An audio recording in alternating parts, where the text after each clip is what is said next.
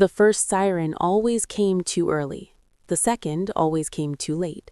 For Daniel Harper, the space between them was where life now existed. Before the war, Daniel had been a schoolteacher in a quiet riverside town called Ashford. He taught history to children who believed the past was finished and the future guaranteed. He used to tell them that history was not dates or battles, but choices made by ordinary people on ordinary days. When the war arrived, his classroom became a shelter, and his lessons became instructions on how to stay quiet. Daniel volunteered as a civil warden, guiding civilians to safety during air raids. He wore a helmet that never quite fit and carried a whistle he hated using. Each time he blew it, he felt as though he was announcing fear itself. Across the river lived Margaret Ellis, a seamstress whose hands were steadier than her heart. She repaired uniforms by day and stitched blankets by night. Her brother had gone to the front in the first year of the war and never returned. Since then, Margaret measured time by losses. Daniel met her during a blackout. She was standing outside her building, staring up at a darkened window, unsure whether to go in or keep waiting. The sirens had not yet sounded, but the air already felt heavy. "You should be inside," Daniel said gently. "I know. I just wanted one more look at the sky." They stood there for a moment, sharing a silence that felt safer than words.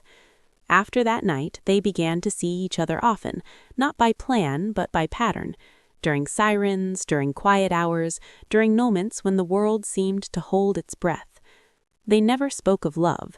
War made such words feel irresponsible. Instead, Daniel would walk Margaret home after his shifts. She would mend his torn coat without being asked.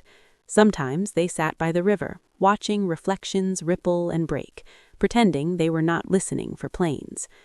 The bombing grew worse in the third year. Ashford lost its bridge, then its station, then its confidence. People stopped making plans beyond the next morning. One night, during a heavy raid, Daniel was trapped beneath fallen debris while guiding a family to shelter. His leg was injured, and the dust filled his lungs. He thought, briefly, of his students, of unfinished lessons, of Margaret's careful stitches.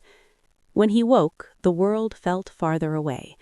He was in a small medical ward on the edge of town. Margaret was there, asleep in a chair, her head resting against the wall. She had found him through a list of names pinned to a hospital door. "You should have told me," she said when he woke. "There wasn't time," Daniel answered. "There's never time," she replied quietly. During his recovery, Daniel learned how fragile stillness could be. Each distant explosion reminded him that the world did not pause just because he needed it to. Margaret visited every day. She brought bread when she could, stories when she couldn't, and silence when words felt dangerous. One afternoon, as sunlight crept through cracked windows, Daniel spoke the truth he had been avoiding. "If I survive this, I don't want to return to the life I had before." Margaret nodded. "Neither do I." They did not define what came next. They simply allowed it to exist. The war ended without warning.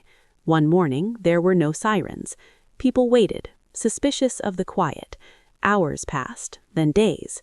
Soldiers returned slowly. Some did not return at all. Ashford began to rebuild, not its buildings first, but its habits. Shops reopened, children played again, uncertain but hopeful. Daniel returned to the schoolhouse, now half destroyed.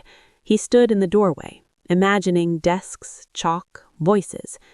Margaret joined him. "Will you teach again?" he asked. "Yes," he said, "but differently." He began teaching history not from textbooks, but from memory. He taught about choices made in fear and courage found in silence.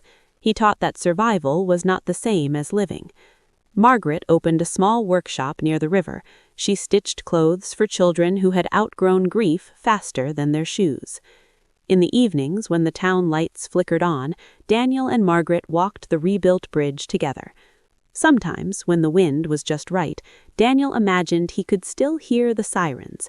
But now there was something stronger. Footsteps, voices, life returning, slowly, carefully. The space between two sirens was no longer empty. It was home.